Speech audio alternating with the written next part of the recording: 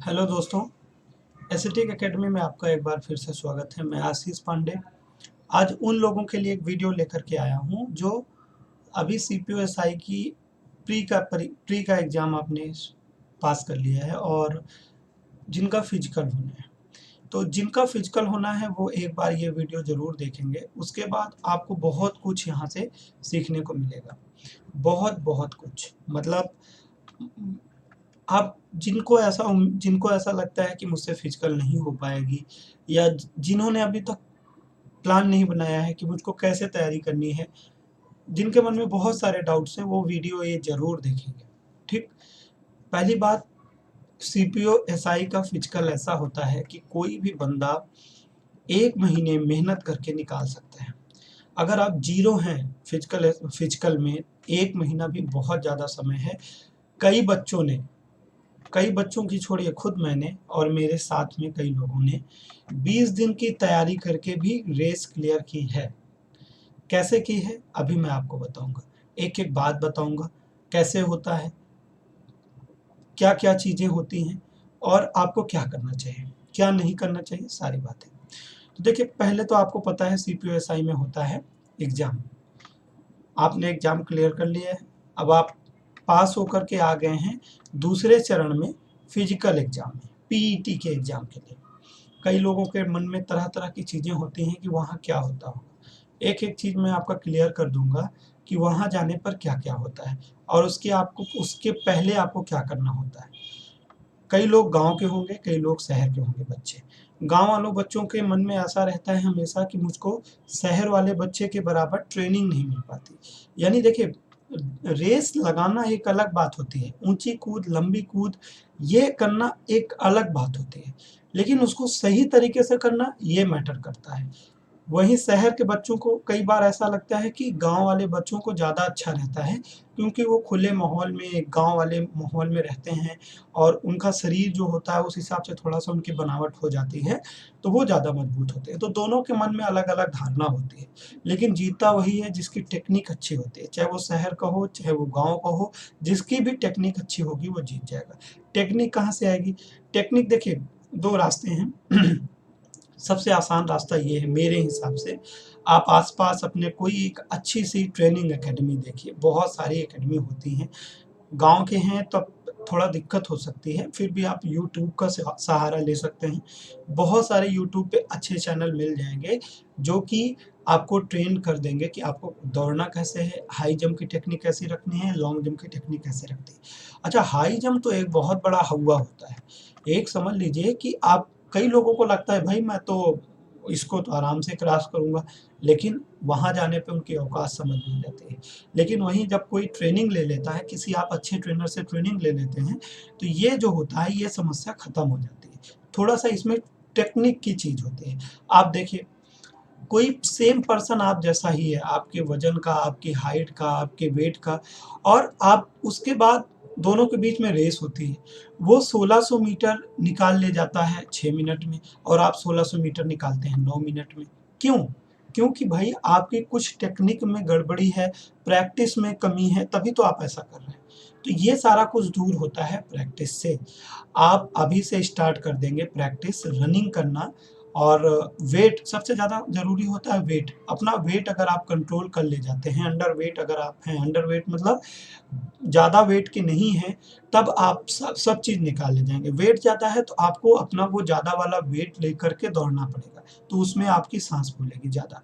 तो ये क्या करना होता है, ये आप किसी चैनल पे देखिए, जो अच्छे चैनल हैं फिजिकल से रिलेटेड, उनसे देखिए।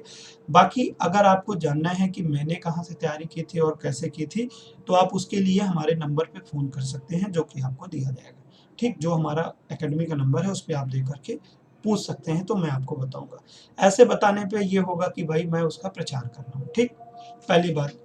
दूसरी बात, क्या होता है रेस के दिन? पहली बात तो देखिए, मैं अपना बताता हूँ कि मैंने कैसे किया। 18 दिसंबर को मेरी रेस होनी थी, 18 दिसंबर 2020, ठीक? 1 दिसंबर से मैंने तैयारी स्टार्ट की। आपको लगेगा मैं झूठ बोल रहा हूँ, लेकिन भाई ओरिजिनल मानो।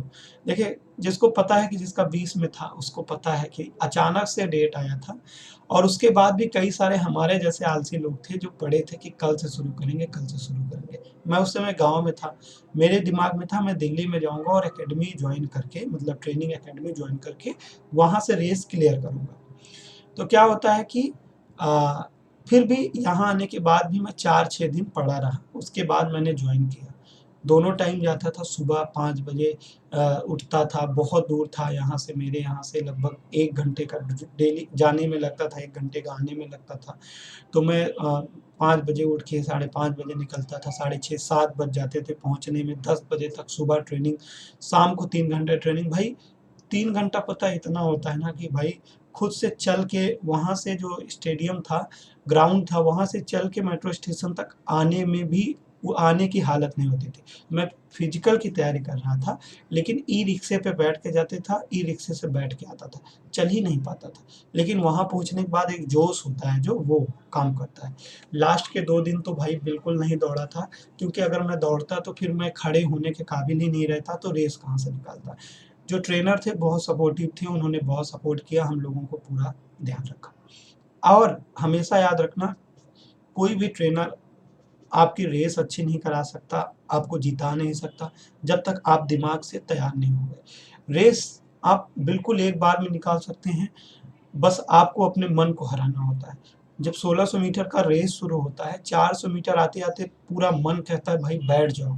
कोई भी दौड़ेगा, मेरी ये बात याद करेगा कि 400 मीटर तक में कम से कम मन 40 बार कहता है कि भाई रुको।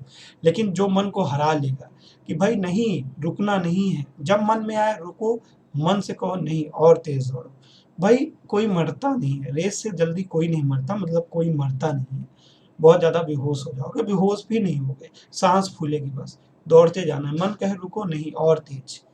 ये तो हो गया भाई, ये तो बात हो गई इसकी, इसको काफ़ी लंबी स्टोरी है, ठीक? टाइम ज़्यादा जाएगा, आगे देखते हैं। आगे क्या हुआ मेरे साथ कि रेस होनी है, तो रेस होती कैसे है? इसके इसमें भी काफ़ी किस्मत, आपका किस्मत मायने रखती है। जैसे अलग-अलग ग्राउंड थे, जब मैं तैयारी कर रहा था, मेरे साथ बहुत सारे लोग थे तैयारी करने वाले, लगभग 30-35 लोग थे। उनमें से ज़्यादातर सबका हो गया था, ट्रेनिंग ले रहे थे। कुछ का नहीं हुआ था क्योंकि उनका वेट बहुत ज़्यादा था या कुछ प्रॉब्लम थी उनके अंदर, तो उनका नहीं हुआ था। बाकी रेस ग्राउंड के ऊपर भी था जिनका ग्राउंड खराब पड़ रहा था। खराब पड़ने का मतलब कई तरीके के ग्राउंड पड़ रहे थे। अगर आपका दिल्ली में पड़ता है, खासकर सीआईएसएफ सेंटर में, भाई वो माना जाता है कि सबसे बेस्ट। यदि दिल्ली में कहीं भी पड़े तो एक तरह से आपकी किस्मत अच्छी है, बहुत सपोर्ट करते हैं, बहुत अच्छा होता है। मेरा सीआईएसएफ में था। बाकी मैंने सुना कई लोगों से कि उसी में, हमारे सेंटर में ही कई लोगों का पड़ा था राजस्थान। भाई राजस्थान वालों का पढ़ने का मतलब कि आधा तो वैसे ही बाहर, बीकानेर था और 1-2 और कहीं था, अजमेर वगैरह था शायद। बीकानेर वाला तो सबसे खराब था, क्योंकि वहाँ का जो ग्राउंड था ना वो ऐसे मिट्टी थी और खेत जैसा था और उसमें तो पैर धँसते थे और बहुत सारी प्रॉब्लम्स उनके साथ आती थी। उन्होंने बताया कि वहाँ तो भैया रेस निकालना मतलब मुश्किल ही मुश्किल है। और जो सीआईएसएफ का ग्राउंड है वो सीधी-सीधी सड़क है। तो एक जगह से स्टार्ट करोगे, एक पॉइंट से स्टार्ट करोगे, तो ऐसे जाओगे, फिर ऐसे जाओगे, फिर ऐसे जाओगे, फिर ऐसे आओगे और फिर ऐसे खत्म हो जाएगा। तो ये 1600 मीटर आपका ऐसे यहाँ पे खत्म हो जाता है। तो ये बहुत अच्छी टेक्निक होती है जहाँ पे एक राउंड होता है, दौड़ते जाओगे। अब देखिए मेरे साथ, मैंने कभी भी 8 मिनट से कम टाइम नहीं लिया था। भाई मतलब जब 2 दिन पहले भी मेरी सर ने ट्रेनिंग कराई थी तो शायद 7:30 पौने 8 आया था। लेकिन सर ने बोला कि भाई तुम्हारा हो जाएगा। मुझे यकीन नहीं हो रहा था कि हो कैसे जाएगा, लेकिन जब मैं वहाँ दौड़ना शुरू किया, तो एक अलग सी ताकत, एक अलग सा जुनून रहता है और अपने आप आपका पैर बढ़ता चला जाता है। तो कई लोग तो पहली बार जाते ही नहीं हैं। और एक बात ये भी दिमाग से निकाल दीजिएगा कि जिनका नंबर प्री में कम है और आपको पता है प्री और मेंस का ऐड होके आता है, तो ये मत सोचे कि मेरा कम है तो मेरा चांस खत्म है। बिल्कुल नहीं खत्म, क्योंकि देखिए 2020 का रिकॉर्ड क्या था? 200 बच्चों को एक दिन बुलाते थे। शुरू-शुरू में 8-10 दिन तो भाई 10 से 15 बच्चे या 20 बच्चे या बहुत ज़्यादा 50 बच्चे जाते थे रेस लगाने। उनमें 1, 3, 5 या बहुत ज़्यादा 10 का क्लियर होता था। अब आप सोचिए, प्री के बाद फिजिकल के लिए बुलाया कितने जाते हैं? 10 गुना बच्चों को। जब 10 गुना शायद जहाँ तक मुझे कंफर्म है 10 गुना ही होता है। अगर गलत हूँ 20 गुना या कुछ और हो तो भाई देख लेना। मेरे हिसाब से 10 गुना बच्चों को बुलाते हैं। तो मान लो 200 में से 20 बच्चे ऐसे होते हैं जिनका हो सकता है मेंस के बाद भी फाइनल भी, मतलब मेंस का कट ऑफ लो होने का चांस कैसे होता है, इसलिए मैं आपको समझा रहा हूँ। जब भाई 200 बच्चे में केवल 10 बच्चे ही निकले उस दिन रेस कंप्लीट कर पाए अपना फिजिकल, तो 20 के बजाय 10 ही बच्चे तो निकले हैं, मतलब उनको जितने बच्चे चाहिए उससे कम बच्चे पास हो रहे हैं फिजिकल में। बहुत ज़्यादा जिस दिन मैं गया था उस दिन अच्छी संख्या आई थी, लगभग 80-90 लड़के आए थे और जिनमें से 30-35 का हुआ था। लेकिन वो भी इनफ नहीं था, 10% 200 का मतलब लगभग 20 बच्चों में से 30-35 का हो गया था। यानी वो 30-35 का हुआ तो 30-35 में से 20 का फाइनल होगा। तो उनमें से मेरिट के आधार पे। लेकिन कई सारे शिफ्ट ऐसे भी थे जो हमारे साथियों का था, उसमें 2 या 3 का ही होना होता था। यानी उस दिन पर वो बताते थे कि भाई केवल मेरा ही हुआ पूरे ग्रुप में, या 4 लोगों का हुआ या 5 लोगों का हुआ। अब हम आते हैं प्रोसेस क्या होता है, कैसे करते हैं। तो पहली बात तो किस्मत, आपका सेंटर कहाँ पड़ता है फिजिकल वाला वो भी मायने रखता है, और उसी हिसाब से तैयारी करें। कई बार क्या होता है कि 400 मीटर का राउंड होता है, कई जगह पूरा 1600 मीटर का होता है, कई जगह ये 400 मीटर का ऐसे होता है, कई जगह सर्कल में होता है। तो वो अलग-अलग जगह पे अलग-अलग चीज़ होती है, वो आपकी किस्मत वाली बात है। तो क्या होता है, सबसे पहले देखिए, जिस दिन आपका फिजिकल होगा सुबह बुलाया जाता है। ये टाइमिंग आपको अलग-अलग वीडियो में अलग-अलग लोग बताएँगे, मतलब बुलाने का तो 7 साढ़े 7 बजे का ही, लेकिन शुरू होने का, खत्म होने का आपको कुछ लोग बताएँगे कि शाम को 5 बजे तक बिठा के रखते हैं, कुछ लोग बताएँगे 12 बजे। लेकिन जो सीआईएसएफ का था वो उसमें बहुत जल्दी कराया गया था। 7 बजे एंट्री होना शुरू हुई थी, 9 बजे रेस शुरू हुई थी, 12 बजे तक सब फाइनल करके भाई जाओ अपने-अपने घर, ऐसे कर दिया गया था। तो अलग-अलग सेंटर की बात होती है। तो एक तो क्या होता है कि अलग-अलग सेंटर की बात होती है समय समय भी सब में अलग-अलग लगता है। जिसमें जल्दी-जल्दी करा देते हैं, शरीर पूरी एनर्जी में रहती है और अच्छा जाता है, ठीक? तो एक मिनट, ठीक है। तो क्या होता है कि रेस सबसे पहले आपको पता है कि 1600 मीटर होती है। सबसे पहले रेस 1600 मीटर का कराया जाता है, साढ़े 6 मिनट समय आना चाहिए होता है, और बहुत सारे बच्चे निकल जाते हैं, ऐसा नहीं कि सबका होता है। बस वही बात है कॉन्फिडेंस वाली, अगर आपके अंदर कॉन्फिडेंस है और आपने प्रैक्टिस की है तो आपका पक्का होगा। और टाइम बहुत कम होता है, मतलब अगर आप डेली 8 मिनट ला रहे हैं दौड़ते समय, तो साढ़े 6 मिनट में आप आराम से निकाल सकते हैं, आप जाइए ज़रूर। ऐसा मत सोचिए कि मेरा 8 मिनट आता है, मैं रेस करने नहीं जाऊँगा। बहुत बच्चे ऐसे देखे गए कि जिनका 9 मिनट आता है, वो भी रेस कंप्लीट करते हैं। आराम से हो जाएगा। 100 मीटर की बात करें तो 100 मीटर में आज तक कोई, मतलब 99% बच्चों का हो जाता है। बहुत खराब किस्मत है, बहुत खराब ग्राउंड है तो भले ना हो। 100 मीटर में तो जल्दी से कोई नहीं चढ़ता है। लॉन्ग जंप में थोड़ी मेहनत करनी पड़ेगी। लॉन्ग जंप आप आराम से निकाल सकते हैं। लॉन्ग जंप हो जाता है ज़्यादातर का, मतलब 1-2 चढ़ जाते हैं लॉन्ग जंप में। हाई जंप में ट्रेनिंग की ज़रूरत होती है। हाई जंप अगर आप बिना ट्रेनिंग के करेंगे तो कभी नहीं होगा। मैं भी जब गया था तो हाई जंप में मेरा मतलब बिल्कुल होता ही नहीं था। 4 फीट माँगा हुआ था, 3 फीट, बहुत ज़्यादा मुश्किल से 3 फीट होता था। लेकिन जब मैं ट्रेनिंग में गया, तो मुझे यही सबसे ज़्यादा लग रहा था कि यही, इसी में मैं यही नहीं कर पाऊँगा, हाई जंप कर ही नहीं पाऊँगा, किसी चीज़ का मतलब ही नहीं है। लेकिन दूसरे या तीसरे दिन ही कुछ नहीं, ना वेट कम हुआ था, ना कुछ हुआ था, 2 या 3 दिन हुआ था, थकान भी बहुत लगी हुई थी। बस जब टेक्निक बताया गया मुझे कि ऐसे कूदो, और मैं कूद गया था।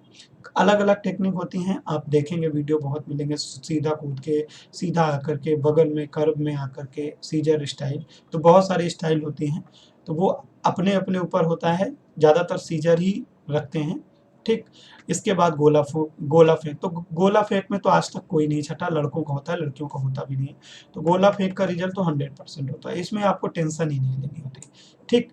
तो देखिए, मेरे कहने का मतलब ये इतना अम, होता है सिस्टम जो आपको पूरा करने होते हैं। कोई बहुत बड़ी तोप नहीं है। जिनका भी एग्ज़ाम क्लियर हुआ है उनको तो पहले बहुत ढेर सारी शुभकामनाएँ और आप अभी से लग जाइए। मेरे ख़्याल से जब तक आप कोई जॉइन नहीं करते सबसे अच्छा तरीका ये होता है रनिंग करिए। रनिंग मतलब ऐसा नहीं कि आप डेली 1600 मीटर करिए सुबह-शाम। ये आपको कभी नहीं पूरा करा पाएँगे।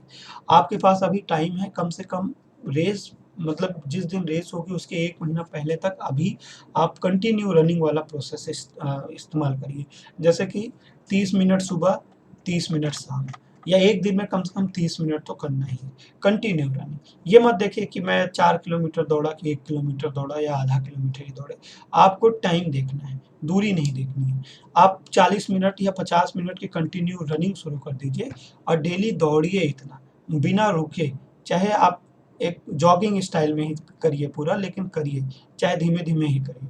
तो ये आपको ज़रूर मदद करेगी।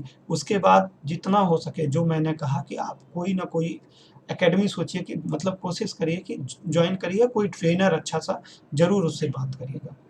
बाकी जो भी आपके मन में डाउट हो या कुछ कुछ चीज़ें मैंने छोड़ दी हों और आपको उसके बारे में भी पूछना हो, तो आप हमारे अकेडमी में कॉल करके पता कर सकते हैं।